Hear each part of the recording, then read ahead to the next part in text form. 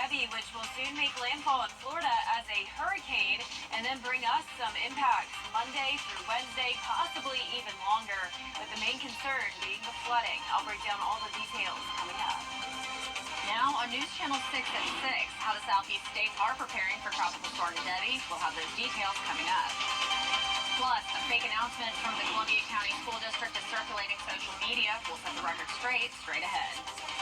And an Aiken County church celebrating its 274th anniversary. More on its history as your News at 6 starts right now. Live from Television Park, this is WJBF News Channel 6 at 6. Good Sunday evening to you. I'm Kim Vickers. Thank you so much for joining us. Coverage you can count on begins this evening with a tropical storm headed towards the Florida Panhandle. The storm picking up steam in the Gulf of Mexico overnight. It's expected to stall over the southeast, dropping potentially historic amounts of rain over Georgia and South Carolina. Faith Abube reports. Tropical Storm Debbie rolling towards Florida.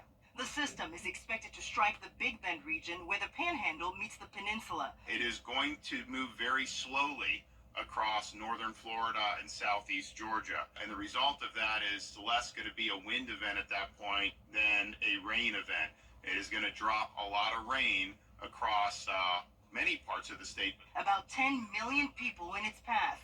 More than 10 inches of rain in some areas expected, along with fears of life-threatening flash floods. Storm surges potentially as high as 10 feet. More than 1,600 flights canceled. You can prepare as much as you want. It just kind of depends on what happens. Workers in Jacksonville clearing potentially hazardous trees. Governor Ron DeSantis urging residents to be on alert. Most deaths from flooding are from individuals who are driving in flooded waters. It only takes 1 foot of moving water to move a vehicle. So please stay off the road if a flood watch or warning is issued in your area. President Biden has approved a disaster declaration for Florida. Georgia's governor activating emergency resources, and a state of emergency declared in South Carolina. Faith Abube, ABC News, Gainesville, Florida. And Georgia Governor Brian Kemp did issue a state of emergency due to Tropical Storm Debbie on Saturday evening. The order is in effect from today until August 8th. The storm has potential to have severe impacts to people throughout south central and southeast Georgia. Governor Kemp posted on X, as the state prepares for a major storm system early this coming week, we urge all Georgians to take precautions to keep their families and their property safe. And today, South Carolina Governor Henry McMaster has issued an executive order declaring a state of emergency in preparation for the potential effects of the tropical storm Debbie, and asked South Carolinians to monitor local forecasts and to begin taking proper precautions. McMaster said in a statement, Team South Carolina is closely monitoring Tropical Storm Debbie and has begun preparing for its potential impact on our state. With a potentially significant rainfall event forecasted for the next few days, it's critical that residents in potentially affected areas start making preparations and plans today in case it's necessary to take quick action. And now it's time to join our chief meteorologist, Jenna Petracci. Jenna, what are the impacts that we can expect here in the CSRA with Tropical Storm Debbie? Well, our main impact, Kim, is definitely going to be the excessive rainfall, which of course can lead to flooding. And keep in mind, we are already dealing with some flooding concerns today. Notice we have a few storms north of I-20. We have an aerial flood advisory just to the east of us, impacting parts of Lexington County. This goes until 7:30, and that's for a storm producing a lot of lightning as well to the north of Batesburg, Leesville. Now, for Saluda County, there is no advisory at the moment, but just to the south of Saluda, there has been these heavy downpours lingering, and that could lead to some flooding. We've gotten a lot of rain lately, so all of this additional rainfall could easily cause some of those low-lying and poor drainage areas to really start to see some issues. Also, some light rain across the lake and some heavier downpours up into parts of McCormick County. This line extends into Tolliver County, but overall it is weakening. Just light rain over Crawfordville now. Now, for the rest of this evening, there is an aerial flood watch in effect until 8 o'clock for places like Richmond County, Aiken, these counties along the I-20 corridor. Then as we go down towards the south, notice places like Washington County will be under this aerial flood advisory for the next couple of days. And then places like Allendale County, goes until further notice, and that's of course all because of Tropical Storm Debbie. Our Terry Lambert Hyundai Skyview cam showing dry but cloudy conditions here in town. Temperatures definitely on the cooler side. We're seeing low to mid 80s, 85 in Augusta, 82 in Wrightsville, Edgefield at 87. Heat index not much of an issue today. Some spots got to that triple-digit mark, but not as dangerous as the heat last week. Winds are a little bit breezy, up to around 10 miles per hour, and then of course as we track Tropical Storm Debbie, the winds will continue to pick up the pace. Winds right now at 65 miles per hour, and Emmanuel County is now under a tropical storm watch for the next 48 hours as those winds could gust up to 40 miles per hour. Coming up, I'll have a look at the futurecast and everything you can expect with Debbie, but back to you, Kim. All right, Jenna, thank you so much. Due to Tropical Storm Debbie, Jenkins County School District has announced that they will be closing for a few days this week. According to the Jenkins County Superintendent, they've closely been monitoring the storm. Based on the recommendation from the Georgia Emergency Management and Homeland Security Agency, they've decided to close schools for August 6th and 7th. They'll check on conditions on Wednesday to determine if students can return to school on Thursday, but they are telling parents to make preparations to be out through Friday if conditions are not good. The school will be preparing a bag of meals for each student to take home on Monday that will contain breakfast and lunch for 3 days. In Columbia County, a fake post is circulating on social media regarding Tropical Storm Debbie. The post appears to be a screenshot taken from the school district's website saying that due to Hurricane Debbie passing through the area on Monday, August 5th, 2024, Columbia County schools will be closed. The 2024 school year will begin on Tuesday, August 6th, 2024. We reached out to the school district who responded saying the Columbia County School District is aware of a fake image circulating on social media containing false information regarding school closures. The information in the image is false. In the event of school closures, parents will be notified directly and the information posted on our district and school websites. And with back to school in session, it is important to remember to stop when a school bus stops. If there's a turning lane in the center of multi-lane roads, you still have to stop no matter which side of the road you're on when you see the red flashing lights and the stop arm extended. The same goes for two-lane roads. It's also important for Georgia drivers to remember Addie's Law when buses are making their rounds. The law increases the penalty for passing a stopped school bus from $250 to $1,000. There's also now the possibility of jail time for violators. Like most people, including myself, I just don't have $1,000 to have to pay out the points on your driver's license, your insurance rates. That monetary fine is what's going to really get everybody's attention. The only time oncoming traffic can legally pass a stopped bus is when you're on the divided highway with either a grass or dirt median or a concrete barrier dividing both sides of the road. You can find out more information about Addie's Law and its consequences over at WJBF.com. And Aiken County Church is celebrating a big milestone today. News Channel 6's Isabella Moody is in the studio with more. Isabella? Historic Bluff Missionary Baptist Church celebrated its 274th anniversary Sunday. The theme for the service was Through It All, We're... And Aiken County Church is celebrating a big milestone today. News Channel 6's Isabella Moody is in the studio with more. Isabella? Historic Bluff Missionary Baptist Church celebrated its 274th anniversary Sunday. The theme for the service was Through It All, We Are Still Standing.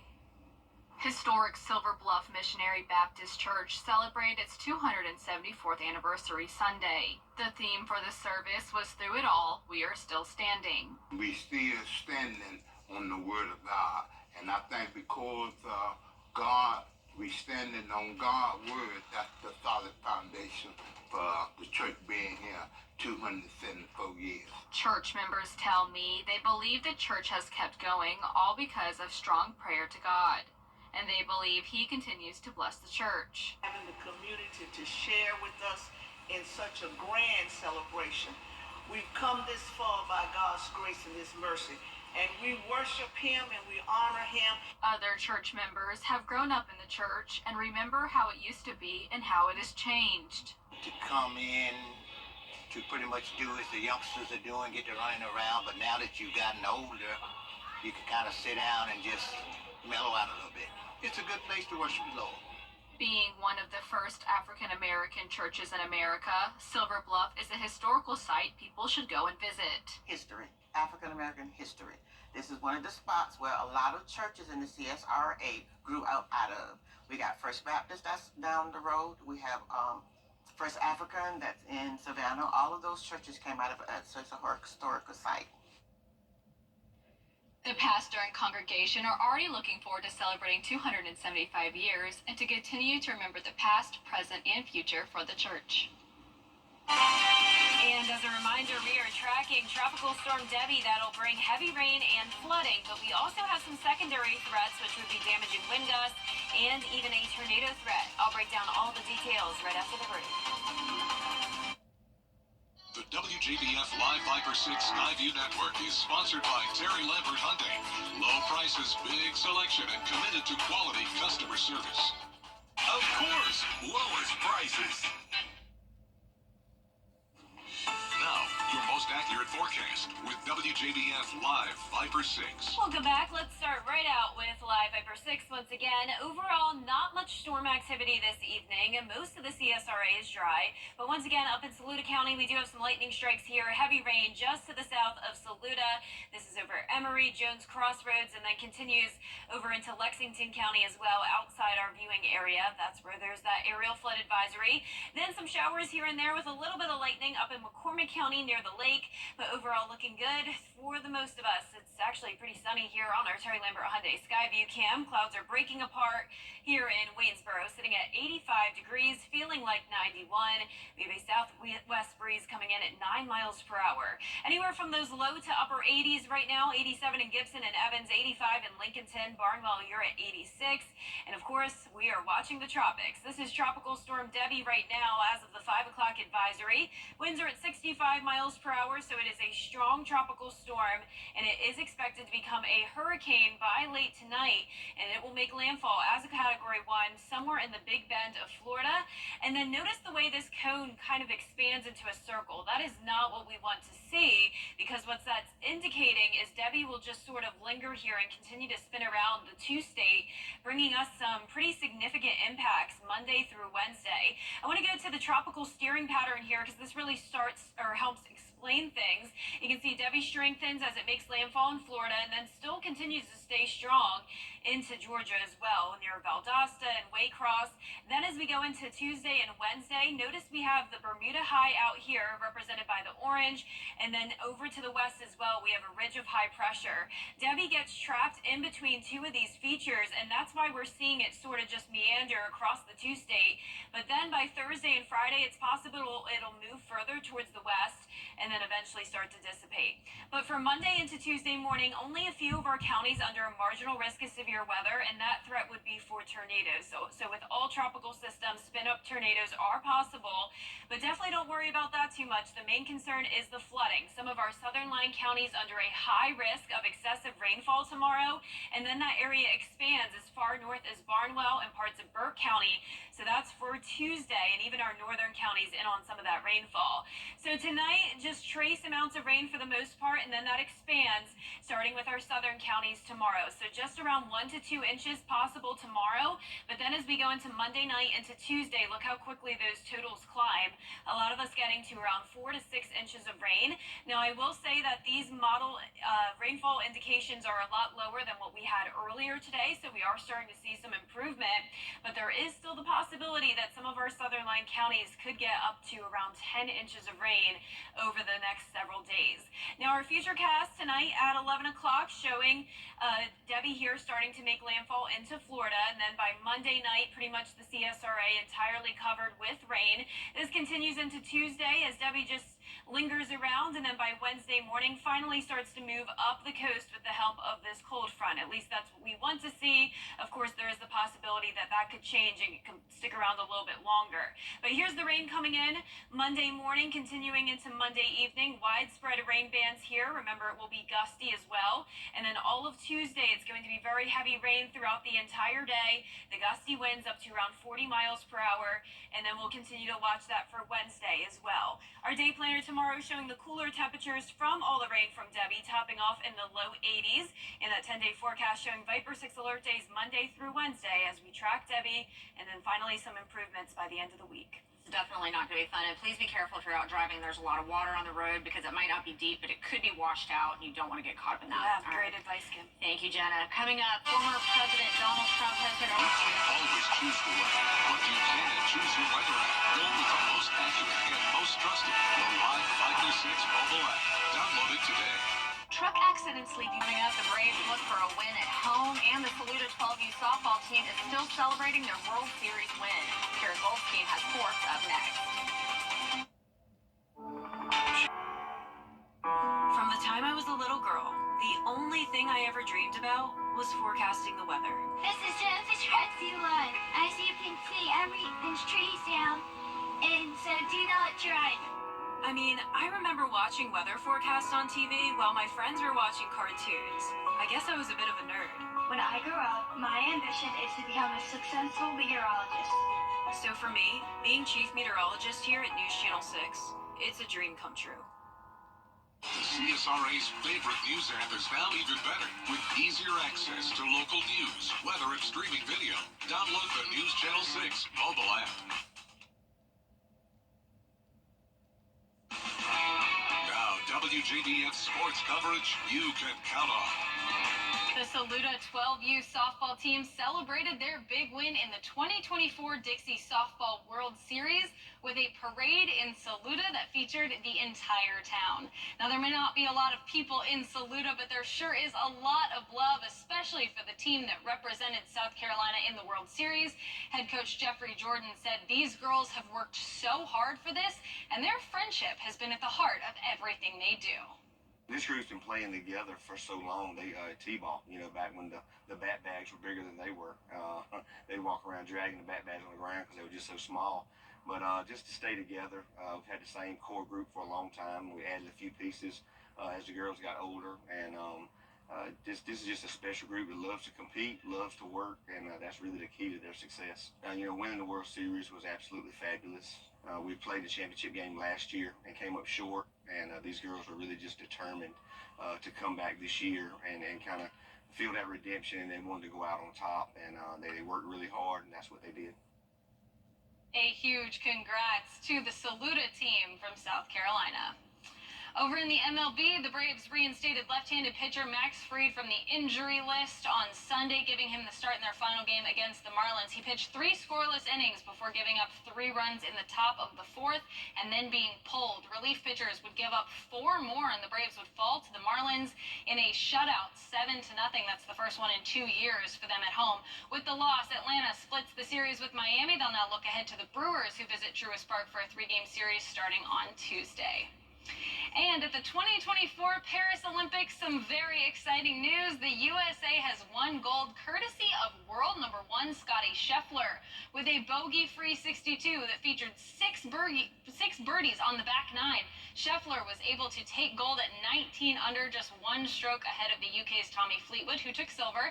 And finally taking bronze at 17 under was Japan's Hideki Matsuyama, a couple of Masters champions getting some medals. The rest of the Team USA finished just a bit further down. Xander Schauffele came in 9th, Wyndham Clark came in 14th, and Colin Morikawa finished 6 under in a tie for 24th. A huge congratulations to Team USA, as well as Scotty Scheffler and his brand new gold medal from the 2024 Paris Olympics. That does it for sports. There's a lot to the best.